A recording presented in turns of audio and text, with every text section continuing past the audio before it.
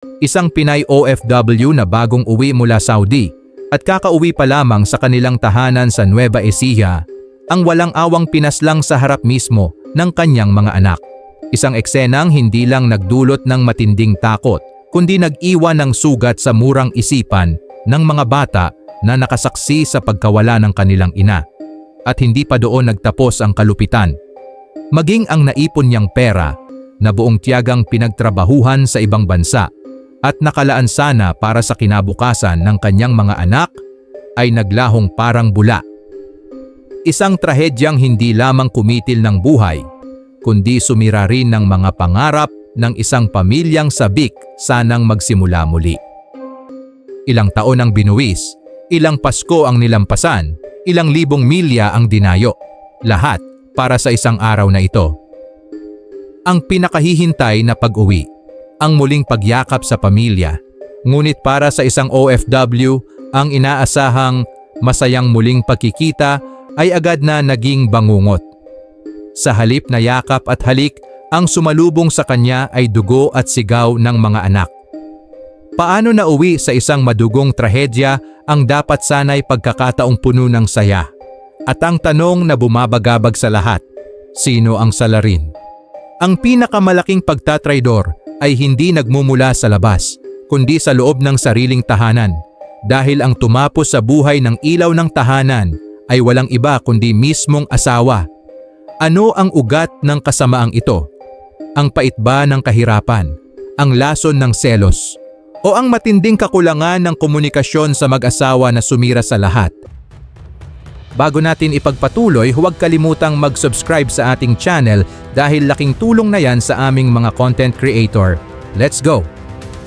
Wala nang mas sasaya pa para sa isang OFW kaysa sa sandaling muli niyang mayayakap ang mga anak at pamilya matapos ang mahabang taon ng sakripisyo sa ibang bansa.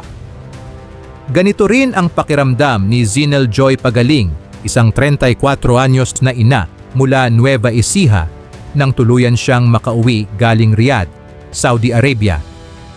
Bit-bit niya ang saya, pangarap at plano para sa mas magandang kinabukasan ng kanyang mga anak.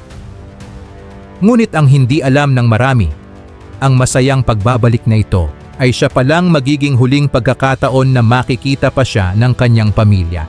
Pero bago tuluyang nauwi sa trahedya, ano nga ba ang pinagdaanan ni Zinel bilang isang ina, asawa at OFW na pilit itinaguyod ang kanyang pamilya? Lumaki si Zinel sa isang simpleng pamilya sa Nueva Ecija, pero kahit bata pa lang, kilala na siya bilang masayahin at mapagmahal sa mga kapatid. Nang siya'y magdalaga, isang lalaki lang ang nagpatibok ng kanyang puso, si Manuel Diaz Mendoza, Tubong Santa Rosa. Sa kanilang pagsasama, hindi naging madali ang buhay. Maagang nabuntis si Zinel at habang inaalagaan ang kanilang panganay, nakulong pa si Manuel dahil sa isang kaso. Sa halip na iwanan, pinili pa rin ni Zinel na ipaglaban ang asawa. Ginawa niya ang lahat para makalaya ito. At nang muling makapiling, ipinakita niya sa lahat kung gaano niya kamahal si Manuel. Sa social media, sa harap ng pamilya at kaibigan, palagi niyang ipinagmamalaki ang asawa. Lagi niyang sinasabi, "Mahal kita." Mapagmahal at maalaga si Manuel sa kanyang mga anak. Hindi maikakaila ang kanyang malasakit at dedikasyon bilang ama. Sa katunayan, si Zinel mismo ay nagbahagi pa sa social media noong Father's Day ng taos-pusong pasasalamat para sa lahat ng sakripisyo nito. Kahit dumaan sila sa panahong wala siyang trabaho, nagawa pa rin ni Manuel na punan ang pangangailangan ng kanyang pamilya at ipakita na tunay siyang haligi ng tahanan. Dumating pa ang dalawa pang anak, kaya't lalo pang dumoble ang responsibilidad. At dito na siya nagdesisyong mang-ibang bansa, sa Riyadh, Saudi Arabia bilang domestic helper. Hindi madali ang layo, pero tiniis niya ang lungkot at sakripisyo para matupad ang pangarap, maipagawa ang kanilang bahay, mapag-aral ang mga bata at magkaroon ng maliit na negosyo. Unti-unti na sanang natutupad ang mga pangarap ni Zinel, pero dito na rin nagsimulang mabasag ang tiwala at pagsasama nila ni Manuel. Habang nasa Riyadh si Zinel, abala sa trabaho at pagtitiis ng pangungulila, unti-unti namang nagbabago ang kanyang asawa. Ang dating malambing na si Manuel, na puno ng selos at hinala, madalas niyang mapagbintangan si Zinel na may ibang lalaki, kahit imposible ito dahil halos hindi lumalabas si Zinel at pamilya lang ang kausap niya sa telepono. Sa kabila ng pagsusumikap ni Zinel na ipaliwanag, hindi ito pinakinggan ni Manuel. Ang selos na ito ay naging ugat ng kanilang mga pagtatalo at dahan-dahan ang mga salitang dati puno ng pagmamahal, napalitan ng galit at pagdududa. Ngunit kahit ganoon, hindi sumuko si Zinel. Pinili pa rin niyang tiisin, umaasang darating ang panahon na muling magbabago ang kanyang asawa. Ang hindi niya alam, ang lahat ng ito ay magsisilbing mitsa ng isang trahedyang hindi na niya matatakasan. Dumating ang araw ng kanyang pagbabalik, at sa halip na yakap at halakhak, sigaw at dugo ang sumalubong sa kanyang pagbabalik bayan. May 8, 2025, dapat sana'y ordinaryong gabi sa barangay Bagong Baryo Gimba, Nueva Ecija. Ngunit biglang nag-iba ang lahat. Sa loob ng tahanan, narinig ng mga kapitbahay ang mga sigaw ng 3 bata na walang nagawa kundi ang sumigaw at magmakaawa sa kanilang ama na itigil ang pananakit. Nang silipin ng mga tao ang bahay, bumungad sa kanila ang nakakasindak na pangyayari. Duguang si Zinel Joy nakahandusay habang hawak pa ng kanyang asawa ang isang matalim na screwdriver. Ilang ulit niyang sinaksak ang sariling kabiyak sa harap mismo ng kanilang mga anak. Mas masakit pa, narinig pa raw ang tinig ni Manuel habang sinasabi, "Wag niyo nang dalhin yan sa ospital. Sinigurado ko nang wala na siya para hindi mapakinabangan ng iba." Ang mga salitang iyon ay hindi lang nagmarka sa gabi ng krimen, kundi tuluyang bumasag sa buhay ng 3 bata na sa mura nilang edad nasaksihan ang pinakamalupit na pagtatapos ng buhay ng kanilang ina.